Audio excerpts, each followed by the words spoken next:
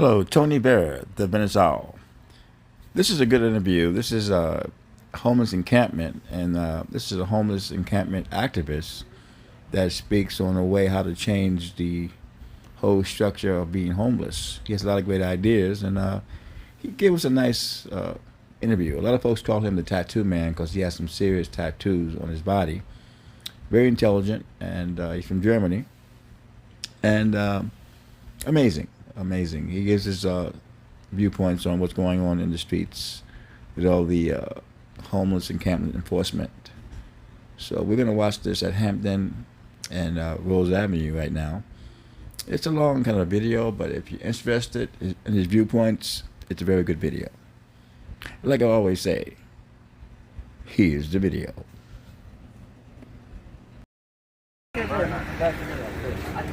Alright, so let's not do it in front of the U-Haul. Okay. So let's find where do you want to do it? About a U-Haul. Okay, so alright. You got it's good lighting? You got good lighting? See.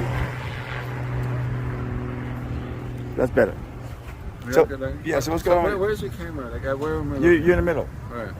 You're good. Alright. So go ahead. So why don't you ask me questions, and then it's probably easier for me to go off of Yeah, questions. but the way I work, though, I don't work that way. I asked you what's going on. Hold on. Just give me the- 1 second. Gary's calling me right now. Gary? Julian, What's up? are you ready or what? Yeah, dude. I mean, it's like I'm just gonna have to pay more. I'm doing an interview right now, and there's some complications. I'll be over there. Okay, that's all right. All right, thanks, man. I appreciate it. I'll be right over there. Well, I don't know. Like, How long do you have to? Tony is interviewing me. How long do you have to take the truck back? Yeah, I lost that one. You think so? Yeah. Okay, so who are you? Who am I? Okay, so basically, what I'm doing is, my name is Julian, Jules. Well, most people call me different names. I'm trying to raise money to buy tents for the homeless here, and to have a little bit of a foundation till they get better services. Yeah. Because what I'm seeing happening here, sanitation department comes through, a lot of people lose their belongings, they're being displaced, and 3 hours later it looks as messy as it looked before. So what we're thinking is, if we can buy people, we're gonna buy people nice tents, they have a little bit of a pride of ownership, maybe they pitch in through the website, we're raising money, and then, well, I'm trying to, anyway. So, and because if we can clean up this block ourselves, it'll be A, more effective, and B, there will be more of a pride of doing something rather than being the victim of another power. And this is obviously not the ideal solution. It's not a solution that should be going on. This is just an idea that hopefully is going to be improved upon. There's a lot of money. Measure H, I think there's $1 billion. I've been doing activism and being on the street here for a year. I didn't see even a cent come through. Wow. And I hear about developers spending $500,000 developing a unit for one person. I hear, we all know this. But this block is high profile. You got Google, you got Gold's Gym, Gold's Cafe, and a restaurant across the street where all the movie stars go to. Right. So this is like high profile. So Yeah. everybody's watching you guys. So that's a good thing, because it's not going to happen overnight. I want this block to be very clean, and there's more and more the people that live on this block and people who provide services who kind of starting to say, okay, that makes sense, let's try that. Unfortunately, there's also a lot of resistance, which is also understandable. From who? Well, there is, for example, a sanitation department with police backing that has now, without any announcement or any warning, on August 19th, quote-unquote, swept this entire street, 30 tents. Not one person got their belongings back. What? There is this idea of the bin. You can see, we take it there. And I went there twice. I wasn't able to see any of my stuff. I had to describe it, which is fine. And then I was told, we'll call you. Now they called me and they told me, you will have to called this other number. The sanitation department has it. I called there twice, and I haven't heard anything back. Wow. And I asked, and I was the only one who even went over there. Yeah. Because this has happened to so many people so many times, they've given up. And what I just saw earlier today on the street, that a person, there was the police line, you probably filmed this, and this person hadn't been notified, didn't know. Yeah, I saw that earlier. Yeah, it was just like a couple hours, a few hours ago. So his pack was packed up, because what they do pack it up. And unfortunately, if there's something really nice, the sanitation department will say, "Oh, careful, you got."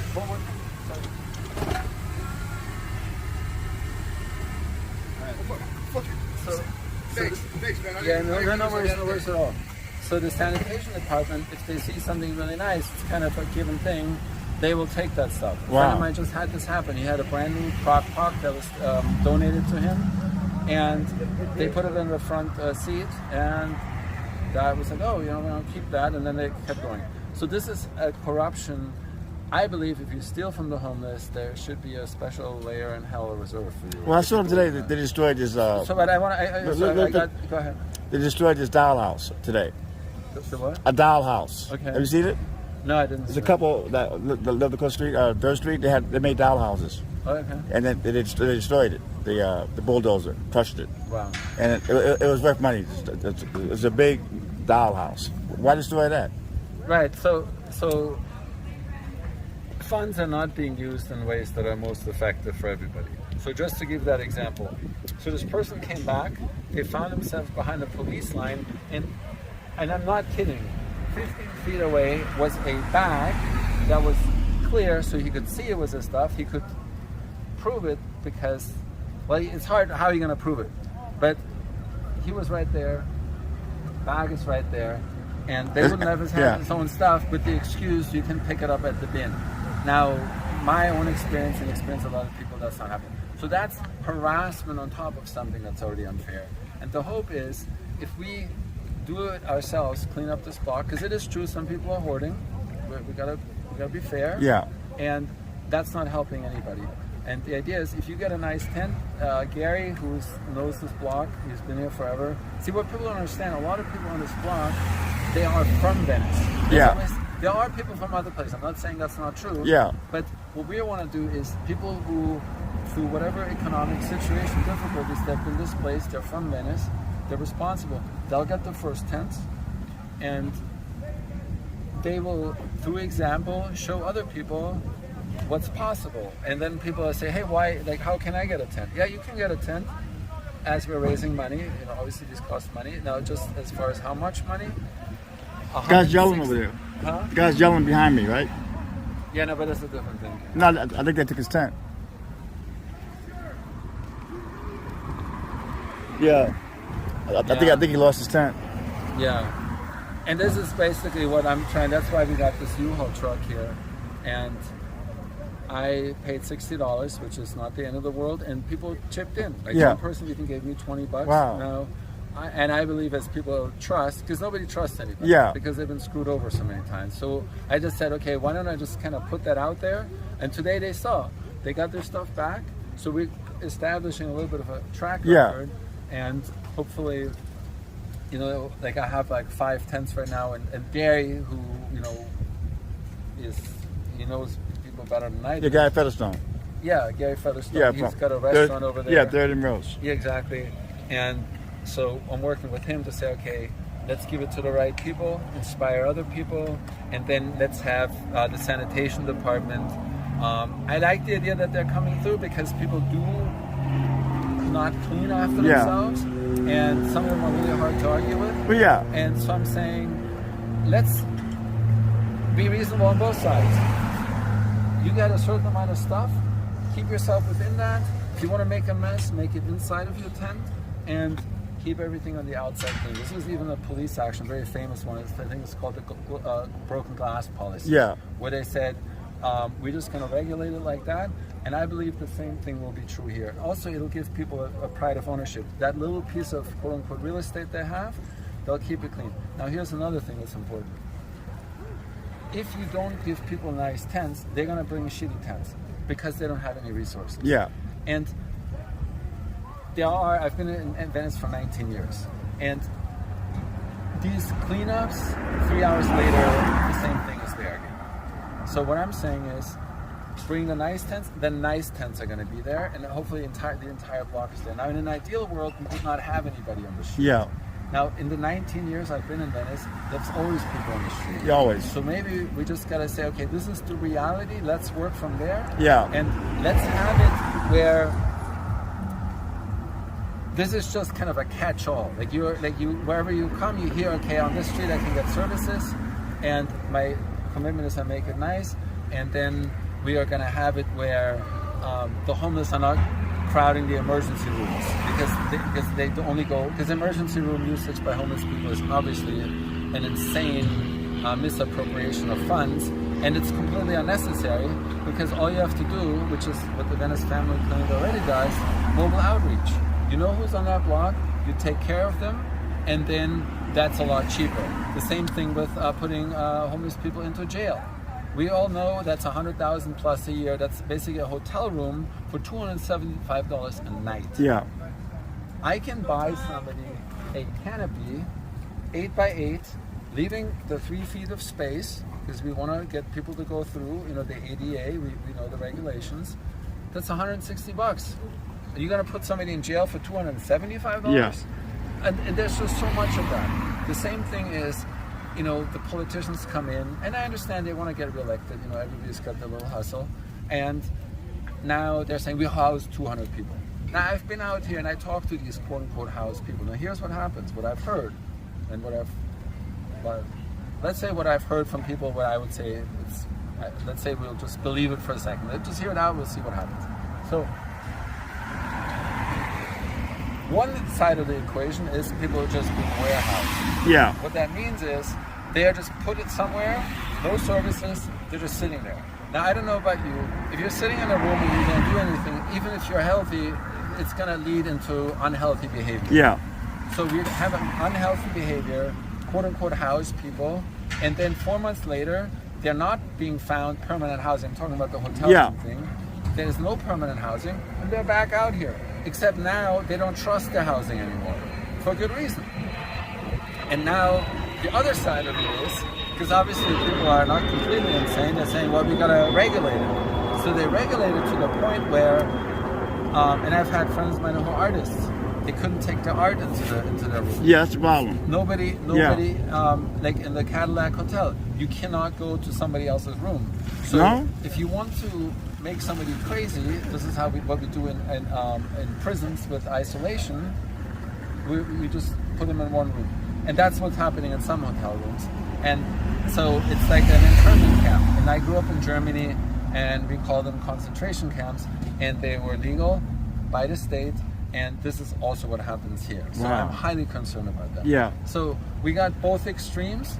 And I understand, I was a member of, and I volunteered at Step Up on Second. And what happens at Step Up on Second is they'll take people who have, chronic homelessness and mental challenges, and they feed them every day, and then they give them services. There's 50 to 100 people being fed every day, and the class, for example, I taught was on anxiety, because obviously a lot of people suffer from anxiety. There were maybe 2 or 3 people in that class. So people are disengaged from services. So I understand it's not so easy to say, well, just let's give them services. Yeah. But what's happening is, I don't feel like people are really doing their best to optimize that. That's why you got these 2 extremes. Then another thing that happens is, and this is crazy, at Bridge House, you got people who have tents in the street and they got a room in there. That's amazing. That's not okay. Yeah. And they bring the drugs in. Yeah. So this is all around a clusterfuck. And I understand why, residents are frustrated. And here's the thing. The residents are not the enemy. The homeless are not the enemy. The police is not the enemy. The sanitation department is not the enemy. The situation is the enemy. And then I would say special interests are the enemy, who kind of play everybody. And I think let's make it very simple to start with, that every single tent that's on any street in Los Angeles, We know kind of where the clusters are. Let's make all those tents nice, bring the services there, so people have somewhere to go till they get appropriate services. That way, the residents don't have to look at all this ugliness. The homeless people have a little bit of a support system, and then we can find people, you know, get them back into maybe a job, maybe get them, you know, health, mental health. I know I'm kind of repeating myself. No, it's okay. I just basically spend hours just Yeah, dealing with sure. this craziness. So do you have any other questions? And I also want to say something here Yeah. about this.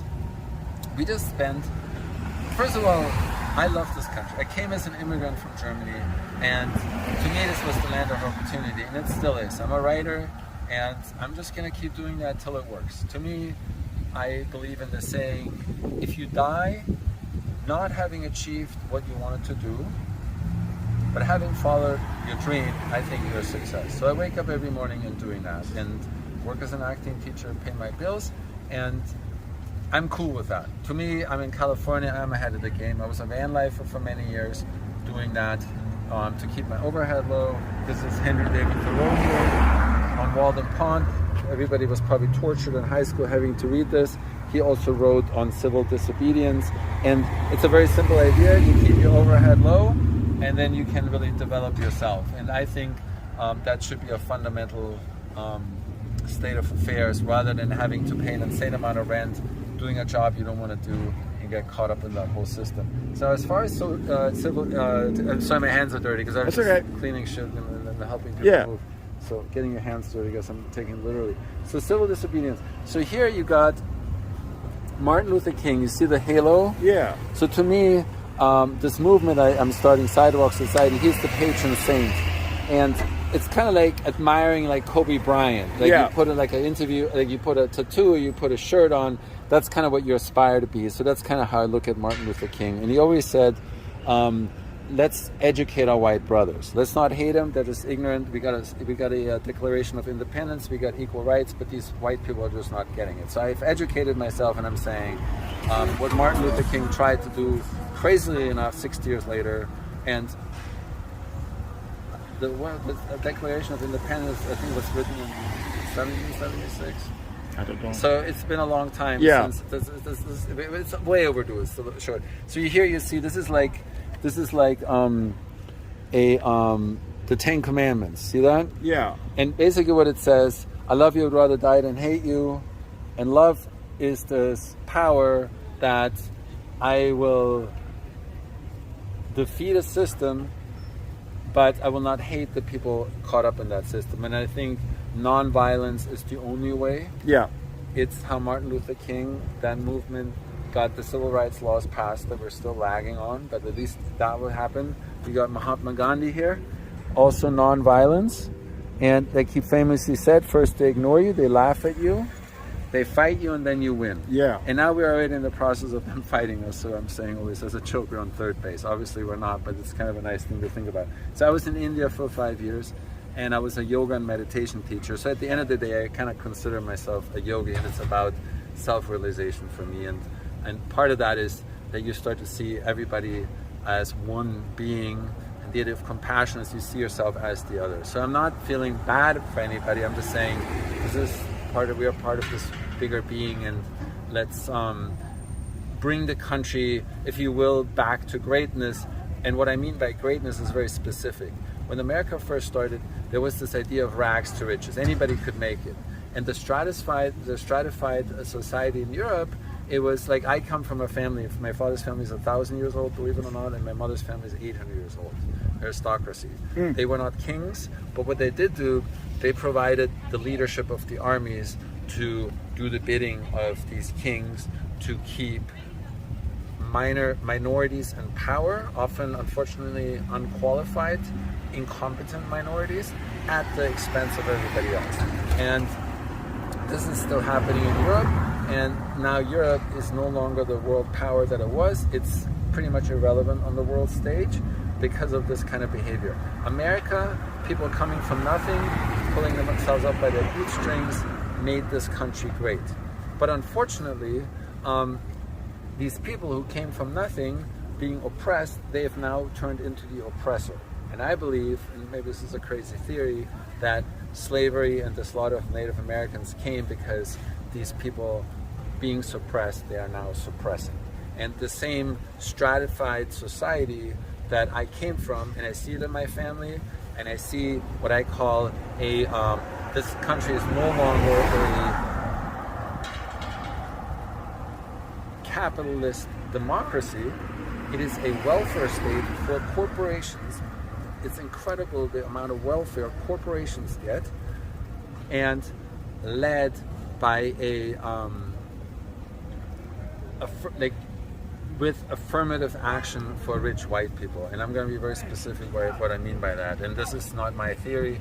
There's a book by by Daniel Gold, Pulitzer Prize-winning book, The Price of Admission, and the incredible unfairness how these privileged kids, how these privileged kids get into these schools. I was one of them. When I was at Harvard, I had a 7-figure trust fund, and I knew all the other rich kids. A lot of us, we did not have the same intelligence as the other guys, but we were carried in, and now, these same people run the country. Let's look at George Bush. Legacy at Yale, did not have the grades to qualify, got in there. Now he's starting wars, or the Iraq War, weapons of mass destruction, a lot of things that in retrospect were proven not to be true, and spending billions of dollars on a war that I believe the United States had no business in being in. I don't see how it benefited anybody in the United States. And now, if you know accounting, there's a certain amount of money that you get in with taxpayer money, and if you spend it on billions of dollars of warfare, you're not going to spend it at home. Yeah. And I think we want to defend the country, absolutely. But to me, Homeland security starts at home. And if our population is run by a small minority of often incompetent people because they did not have to go to the rigors to go to those schools, then we're going to see these results. And yes, I think Harvard is a great institution, but it's very much skewed towards incredibly privileged kids. And if you have to spend $50,000 a year to go to school, which is what these high schools are now, you don't have any idea what it's like for people who are out here. Yeah. So there's a disconnection, and that disconnection is, I believe, the problem. And this is where you see then, the people who live here, they're saying, well, we're paying taxes. We work hard. Well, I got news for you. Other people work hard. And the reason why you get to be here is because you're benefiting a system that is skewed towards privilege. Yeah. And so I would like for the people around here to realize that we got to have that part of the equation. And maybe that way we would feel, oh, maybe I should help those people rather than trying to push them under the rug, because maybe some of these people, like back in the day, the rags to riches people who now make the biggest, running the biggest corporations, this whole country with inclusivity would be where I believe it can be, where it should be, the country that was the leader of the free world after World War II, and which now is starting to, in the world, lose its reputation a little bit because they are starting wars. They're being in Afghanistan for 20 years, and frankly, with even all those billions spent, they flat out lost that war. They lost Vietnam. They didn't make anything happen in Iraq, and I'm saying if you're going to spend all that money, just win your wars. And if you're not, spend your money somewhere else. Maybe that sounds radical to some people, but I think it's pretty reasonable. And I would like for more people to look at it this way. So when you have $1 billion in taxpayer money, you actually help the people that need help, and you make affordable housing. You do not have universities like Harvard, which cost $50,000. They're saying, oh, if your parents make under a certain amount of money, we get it to you for free. Well, there's a lot of other things that are not happening. I'm going to give you an example. I was in a public high school in Texas. There were 500 people in a class, and every 1 year earlier, somebody got into Harvard. So now that person in Texas got a chance to 1 out of 1,000. I also know people who went to Philip, Exeter, St. Paul's, all the big high schools that got all the big reputations that you pay $50,000 a year, 1 out of 25 go there. These people are not 25 or 50 times more intelligent. They just got that privilege. And that's what's screwing up the country, that privileged minority is running it, and the people that come up through the ranks, by hard work, they get kind of, I think often, kind of indoctrinated into the sense of privilege. They don't want to rock the boat. I hate to say it, but Obama was a little bit like that. Obviously the man is incredibly intelligent, but what did he really do for black people? I hate to say it. I always think the Democrats are just as bad as the Republicans, except they got a better marketing machine. And I also understand politics are very complex. But if you have to spend $1 billion to get elected, you owe a lot of people a lot of favors. So I understand that Obama and all these other guys, they got a lot of limitations, but that means maybe our political system could be a little bit more effective. And see, everything is like a house of cards. It hangs all together. But I see so much potential. I see people in the street out here are smarter and more sensitive than people I went to Harvard with. That's not okay. It's not okay. And so this is where we're starting, in the street, by people that are here. Because I've also noticed, I hate to say it again, a lot of the activists, they mean well, but they just don't educate themselves. So they're doing activities that are not really giving them a lot of bang for the buck. Now there's some beautiful people, just regular folks. I saw them every day come through here. People bring food. That's why I believe in this country, because people mean well, they want to do it right. But because it's so fucked up that nobody really knows what to do. So I'm saying, let's make a very simple start. Let's get every tent in the city to look nice, get the pressure off those people, give them stability, put services right where they are, and then slowly get them housing, but housing in such a way that's effective, where you're inside and you're going towards permanent housing. You're not just in some hotel room and then 3 months later you're back out in the street and now you trust the system even less and they just spend billions of millions of dollars on this stuff. So you got a website with the photographs of the tents, right? Yes. So just let's keep it practical. I know I've been talking a lot about all these stuff, but it's like you cannot just look at it from this narrow view. There's a history behind it. There's a lot of stuff. So let's get really practical. On the website, www.sidewalksociety.world, there is directly links to where you can buy that tent. So I'm not even getting any of that money. It's being sent to my address, and there's volunteers that are going to pick up that tent. And that's, I believe, how we're going to start. Because we're going to put you on what we call the Wall of Heroes. If you donate a tent, we're going to put you there. Your name, if you care, maybe you don't give a shit. But if you care, you have your name on there. And I also did, there's an hour-long video of a demonstration that I organized, because we also got to repeal these laws that make homelessness criminalize it. So if that law went into effect September 3rd, and on September 5th, we got an LAPD approved demonstration that fortunately Santa Monica Close-Up filmed. It's on the website. And I talk a little bit about what I just talked about and have that appeal of saying, I'm just one person, and this is definitely not the greatest idea in the world. But unfortunately, it seems to me maybe it's a little bit better what's out there. But let's start from there. Yeah. And so you can donate that money. We got a nice song that somebody wrote for the quote-unquote movement, and it's called the White Rose. So let me talk about the symbolism. Okay. Of it here. So first of all, you got Sidewalk Society, and you can see this is inked on my body. My whole body is basically a document to what I stand for. Yeah. So I'm gonna make it just really clear.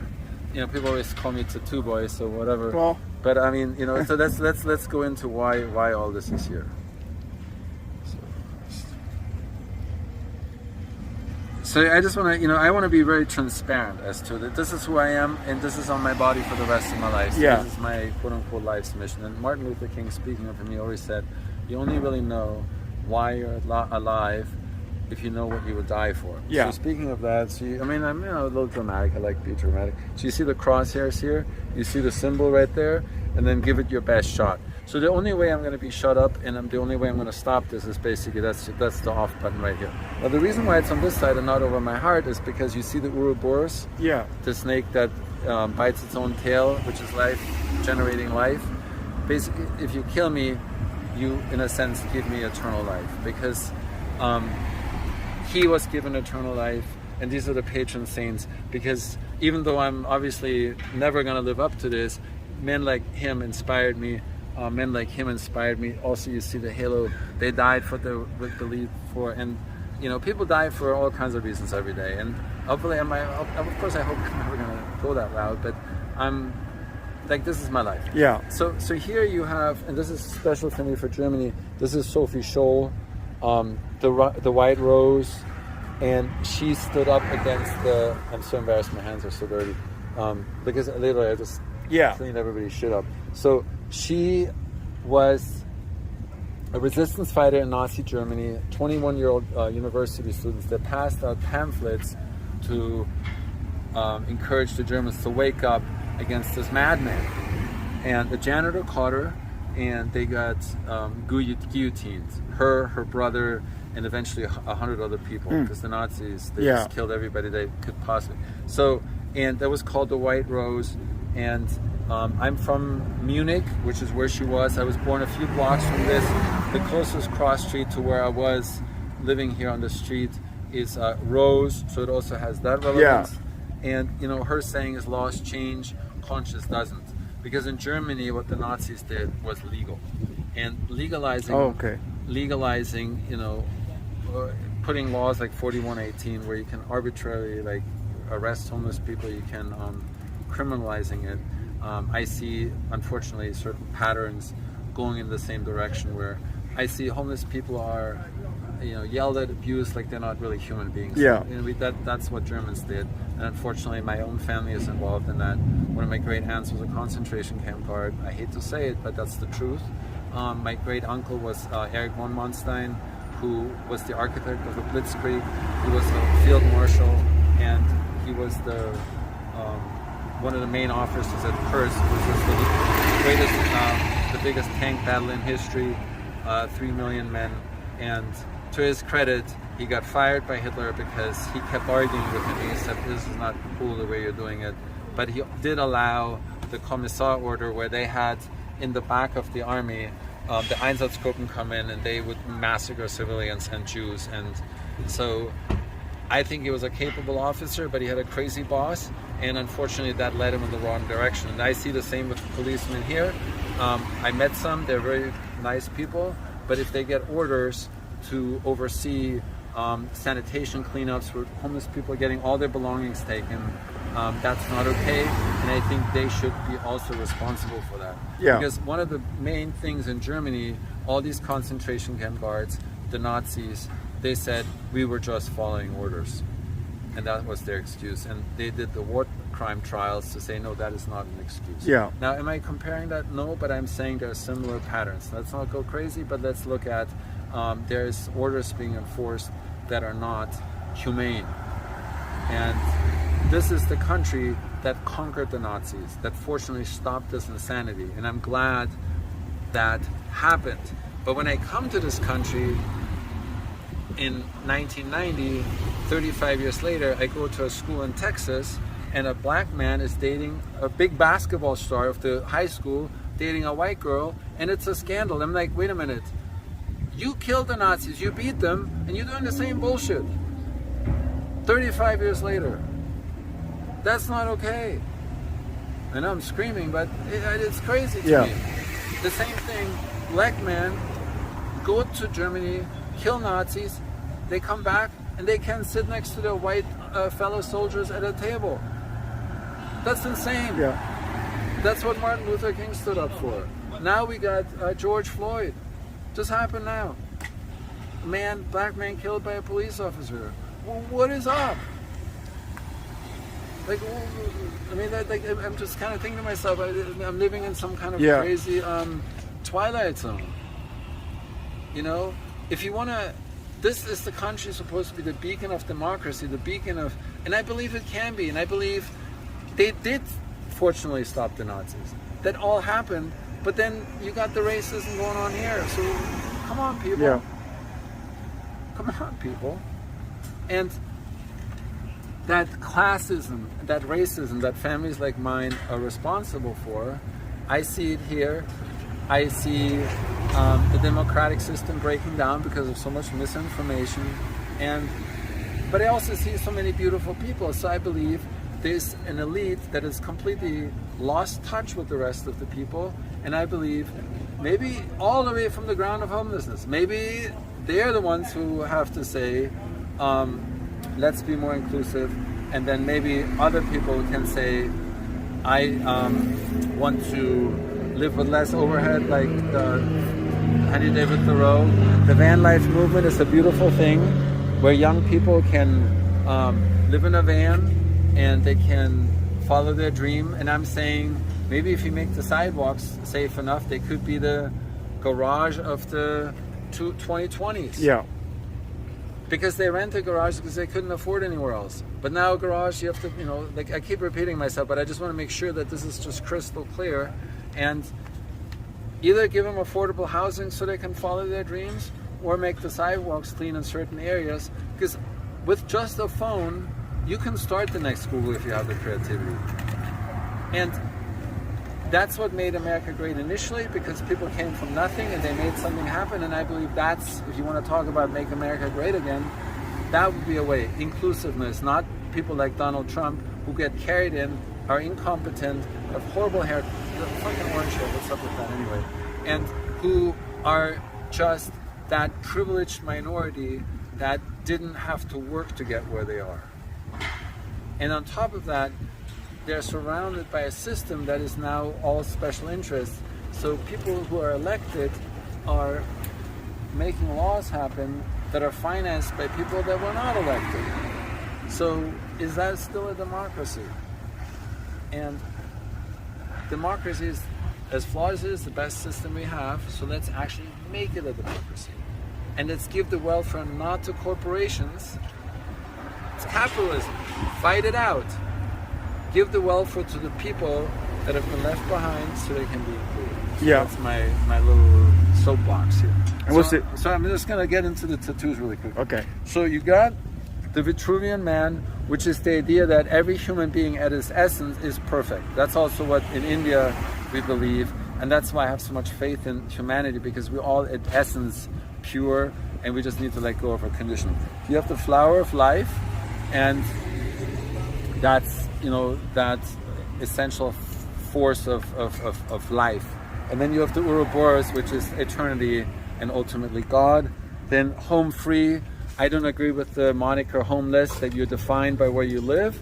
I'm saying if you live outside, you stay outside rather than inside. And if you really get to a level where you're worked on yourself, you're home free. And you can be home free if you're inside or outside. It's just a state of mind. Yeah. So, and the hashtag I'm starting is hashtag home free ! To maybe say, let's move towards that. It's kind of like van life, home free. And then you have the owl. When I lived on this block, there was a white owl that we all felt, and I have a PhD in psychology, so in mythological studies with the emphasis in depth psychology.